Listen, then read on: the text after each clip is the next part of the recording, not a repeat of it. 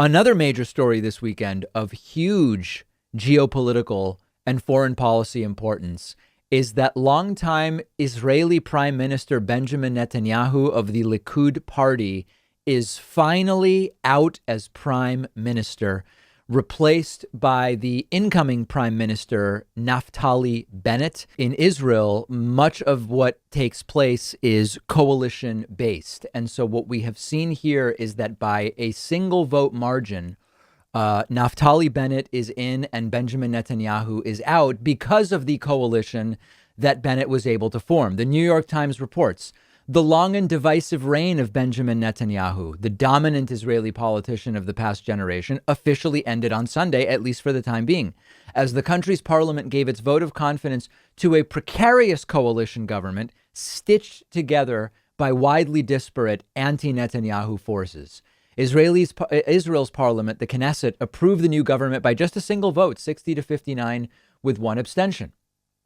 After his supporters cheered the announcement of his election, Naftali Bennett then exchanged a brief handshake with Netanyahu before walking to the rostrum at the front of the parliamentary chamber and taking the oath of office as prime minister. Yair Lapid, a centrist leader, is set to take Mr. Bennett's place after 2 years if their government can hold together that long. They lead an 8-party alliance ranging from left to right, from secular to religious, that agrees on little but a desire to oust Netanyahu, the longest serving leader in the country's history, and to end Israel's lengthy political gridlock.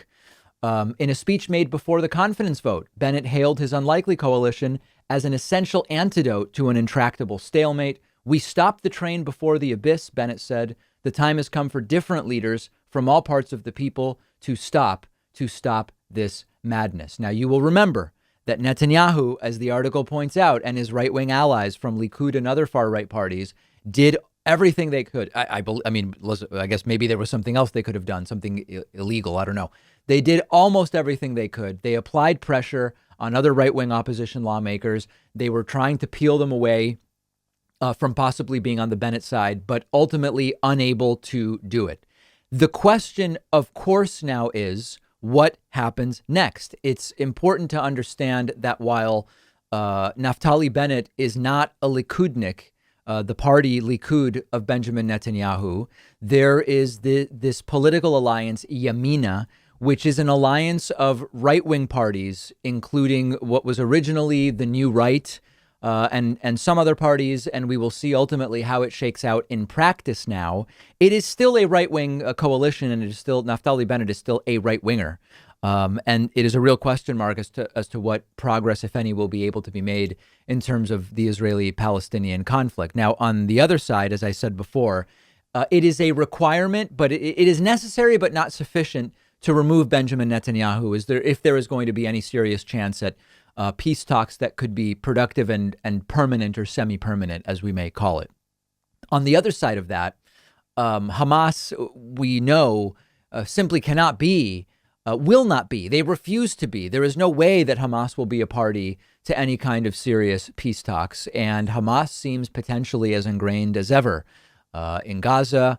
Hamas if you want to understand sort of the outrageous dynamics of what's going on there, Hamas recently awarded Al Jazeera an award, which Al Jazeera gladly accepted, for their coverage of the recent conflict there. And for anybody who has legitimate criticism of the way that the recent flare-up with Gaza was covered by certain media outlets, but does not have concerns about the coverage of, for example, Al Jazeera, which was recently given an award by Hamas, you're sort of missing half of the picture. So I remain extremely skeptical as to the progress that will be made in the next 2 years, serious progress when it comes to the Israeli-Palestinian conflict, but removing Benjamin Netanyahu as prime minister was step 0.1. It was a necessary step.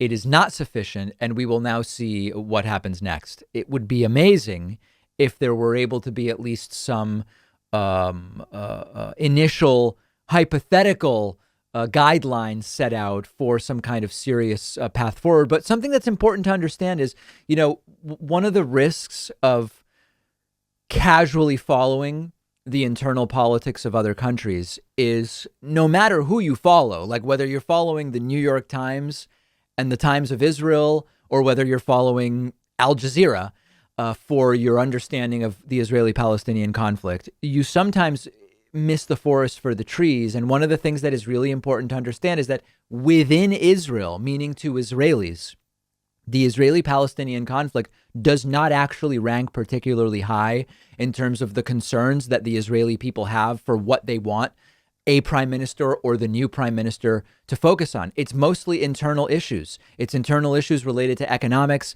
It's internal issues related to education and social services and infrastructure, much like in the United States. And it's not different in that sense. And this is something that is really missed when you look at Israel and the Israeli-Palestinian conflict through any kind of Western media, whether it's hard right or whether it's hard left or whether it's centrist.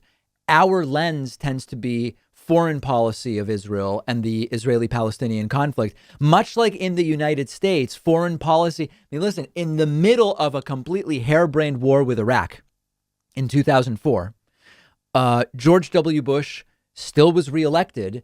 And the war in Iraq, which was like, we went to war with the wrong country over a lie about the connection between Saddam and 9/11. That's insane. And even that only got the war in Iraq to a reasonably important issue for Americans. The primary issues were still domestic, economic, et cetera. It's no different in Israel. And I think that that's a really important detail to understand as anybody from outside of Israel tries to follow and understand what it is that's going on there. So Netanyahu out, that's the good news. Below that, a whole bunch of other details that raise questions that have not yet been answered. Send me your thoughts about what you expect, if anything, to change with the removal of Benjamin Netanyahu. You can find me on Twitter at @Pakman. We will take a break. What a packed show today. It's really a big one. During the pandemic, and even at this point, I try to avoid physically visiting a doctor's office unless I really have to. And that's why I love our sponsor, SteadyMD Primary Care.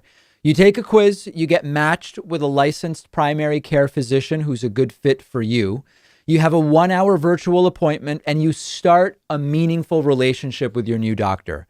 After that, your doctor is available to you anytime by text, phone, and video chat. And unlike other services, this isn't some random doctor on call. Each doctor at SteadyMD has a limited number of patients so they can give you the personal attention you deserve.